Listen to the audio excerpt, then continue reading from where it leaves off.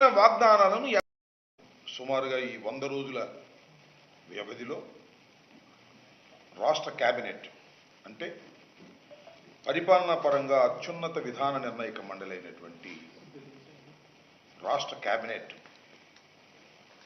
6 సార్లు సమావేశమైంది. ఈ 6 సార్లలో కేబినెట్ సమావేశం తీసుకున్నటువంటి నిర్ణయాలు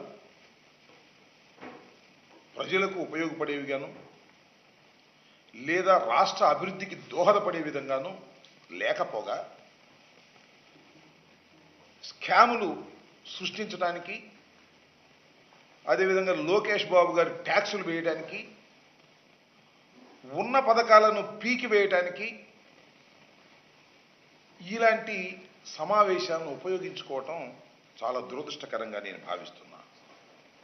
చంద్రబాబు నాయుడు గారు వచ్చిన తర్వాత చంద్రబాబు నాయుడు గారు వచ్చారు, స్కాములు తెచ్చారు. చంద్రబాబు నాయుడు గారు వచ్చారు, ప్రజల్ని ముంచారు.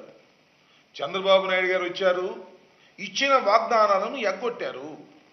ఇలాంటి ప్రచారం జరుగుతున్నటువంటి సందర్భం. నిన్న చాలా విచిత్రంగా చంద్రబాబు నాయుడు గారు ప్రభుత్వం ఒక నిర్ణయం తీసుకుందట. అదేమిటి అంటే వారి ప్రభుత్వం గురించి వారు గొప్పగా చెప్పుకోవాలి అని చెప్పుకోవాల్సింది ఆయనే.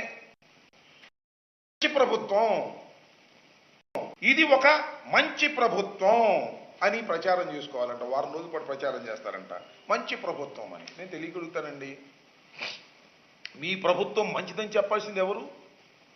రాష్ట్ర ప్రజలు చెప్పాలి. వాళ్ళు చెప్పేదానికి వాళ్ళు నోరు మూసేసి మాది మంచి ప్రభుత్వం, మాది మంచి ప్రభుత్వం అనేటువంటి ప్రచారం చేసుకోవడానికి ఒక కార్యక్రమాన్నే నిర్దేశించుకున్నారు. వారం రోజుల పాటు మాది మంచి ప్రభుత్వం అని ప్రచారం చేసుకోవాలి అనేది. ఎలా మంచి ప్రభుత్వం అవుతుందని అడుగుతా ఉన్నాను. నీకు 15,000, నీకు 15,000, నీకు 15,000, నీకు 18,000, నీకు 18,000, నీకు 18,000, ఇదిగో ఇప్పుడు వచ్చిన అని చెప్పి మోసం చేసినందుక మీది మంచి ప్రభుత్వం అని అంటున్నా. లేదు, వాలంటీర్లకు 5,000 కాదు, జగన్మోహన్ రెడ్డి గారు 5,000 ఇచ్చాడు, మేము 10,000 ఇస్తామని ప్రచారం చేసుకుని ఎన్నికల్లో ఓట్లు వేసుకొని వాలంటీర్ వ్యవస్థని రద్దు చేశారో ఉంచారో అర్థం కాకుండా త్రిలంకు స్వర్గంలో పెట్టి మమ్ముల్ని మీద విమర్శలు చేయడానికి ఇదే మంచి ప్రభుత్వం అని అడుగుతా ఉన్నా. అంతేకాదు, వరదలు వస్తే గేట్లు ఎత్తే ముందు ప్రజలకి కనీసమైనటువంటి సమాచారం ఇవ్వకోకుండా అనేక మంది ప్రాణాలను బలిగొన్నటువంటి మీ ప్రభుత్వం ఎలా మంచి ప్రభుత్వం అవుతుంది అని అడుగుతా ఉన్నాను. ఇన్ని స్కాములు, ఇన్ని గందరగోళాలు, కొత్త మద్యపాన సిస్టమ్ను తీసుకొచ్చి దోపిడీ చేసుకోవడానికి ప్రయత్నం చేసేటటువంటిది మీది మంచి ప్రభుత్వం ఎలా అవుతుందని అడుగుతా ఉన్నా. మంచి ప్రభుత్వం అని మీరు ఓదరగొట్టుకోవడం, మీరు డప్పాలు కొట్టుకోవడం తప్ప ప్రజలు ఎక్కడా కూడా ఇది మంచి ప్రభుత్వం, బ్రహ్మాండంగా ఉంది, జగన్మోహన్ రెడ్డి గారి ప్రభుత్వం పోయిన తర్వాత ఈ ప్రభుత్వం వచ్చింది, మేము హాయిగా ఉన్నాం అనుకోవడంలా. జగన్మోహన్ రెడ్డి గారి ప్రభుత్వాన్ని ఎందుకు దించేశాము అని పశ్చాత్తాపడే విధంగా మీ 100 రోజుల పరిపాలన ఉంది అనేది చాలా స్పష్టమైనటువంటి విషయం అని ఈ సందర్భంగా నేను మనవి చేస్తున్నాను. అంతేకాదు,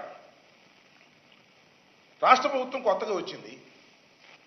వస్తే నేను మనవి చేస్తున్నా, జగన్మోహన్ రెడ్డి గారి ప్రభుత్వం వర్షాలు వస్తాయని, వర్షాలు వచ్చినప్పుడు ఇసుక దొరకదని 80 నుంచి 85 లక్షల మెట్రిక్ టన్నుల ఇసుకను తీసుకొచ్చి స్టాక్ యార్డ్స్లో పెట్టారు. ప్రభుత్వం మారింది. ఏం చేశారండి చంద్రబాబు నాయుడు గారు? నేను అడుగుతా ఉన్నా, మీరు మీ ప్రభుత్వంలో ఉన్నటువంటి ఎమ్మెల్యేలు, కొత్తగా వచ్చిన ఎమ్మెల్యేలు మొత్తం ఇసుకను అమ్మేసుకున్నారుగా. సుమారుగా 60 లక్షల మెట్రిక్ టన్నుల ఇసుకని అమ్మేసుకున్నారు. మొత్తం ఫ్రీగా తీసేసుకున్నారు, వాళ్ళే అమ్మేసుకున్నారు, డబ్బులు వేసేసుకున్నారు. ఇది పెద్ద స్కామ్ అని మనం చేస్తున్నాం. ఇవాళ ఉచిత ఇసుక అన్నారు. ఎక్కడైనా ఉచితంగా ఇసుక లభిస్తుందా? ఒక ట్రాన్స్పోర్ట్ ద్వారా మాత్రమే దానికయ్యే ఖర్చు తీసుకుంటా ఉంటున్నారు. తడిసి మోపిడవుతుంది. చాలా చోట్ల మా ప్రభుత్వం, జగన్మోహన్ రెడ్డి గారి ప్రభుత్వం అధికారంలో ఉన్నప్పుడు కన్నా ఎక్కువ రేట్లకు ఇసుక సప్లై అయ్యే దీనస్థితికి మీరు నెట్టబడ్డారు ప్రజలంటే మీది మంచి ప్రభుత్వమా? ఎలా మంచి ప్రభుత్వం అని అడుగుతా ఉన్నా. ఇలా ఇసుక దోపిడీకి మీరు శ్రీకారం చుట్టి ఉచిత ఇసుక అని ప్రచారం చేసుకునేటటువంటి పరిస్థితికి మీరు రావడం చాలా బాధాకరమైనటువంటి అంశమని ఈ సందర్భంగా నేను మనవి చేస్తున్నాను. ఇక మద్యం చాలా గొప్ప విషయం ఇది. ఈ సందర్భంగా నేను చెప్పదలుచుకున్నాను. అదేమిటంటే చంద్రబాబు నాయుడు గారు ఆయనకున్న పత్రికల్లో వేస్తున్నారు, ఇక నాణ్యమైన మద్యం. నాణ్యమైన మద్యం అంటే ఏంటో మరి నాకు అర్థం కాల. ఎంత తాగినా ఆరోగ్యం దెబ్బతిందా? అంత నాణ్యమైనటువంటి మద్యాన్ని మీరు సప్లై చేయబోతున్నారా? నాణ్యమైనటువంటి మద్యాన్ని సప్లై చేయడానికి మీకు ఎక్కడి నుంచి వనరులు వచ్చాయని అడుగుతా ఉన్నా. మద్యమేగా, తీసేయండి. ఇక మద్యం తాగటం హానికరం అనే పదాన్ని తీసేయండి. నాణ్యమైన మద్యం ఎంతైనా తాగండి అని చెప్పండి. ఇక నాణ్యమైన మద్యం అంట. చంద్రబాబు నాయుడు గారు అధికారంలోకి వచ్చి ఒక నాణ్యమైనటువంటి మద్యాన్ని తీసుకొచ్చి ప్రజలకు సరఫరా చేసేటటువంటి సరసమైన ధరలకు ప్రజలకు సరఫరా చేసేటటువంటి ఒక గొప్ప అవతారాన్ని చంద్రబాబు నాయుడు గారు నూతనంగా ఎత్తారు. నాకు బాగా గుర్తు, నేను కొత్తగా ఎమ్మెల్యే కాకముందు యూత్ కాంగ్రెస్ ప్రెసిడెంట్లో ఉన్నప్పుడు మా స్లోగన్ ఏంటో తెలుసా? నారావారి సారా పాలన డౌన్ డౌన్. ఇది మా మొదటి స్లోగన్ నేను రాజకీయాల్లోకి వచ్చిన కొత్తలో.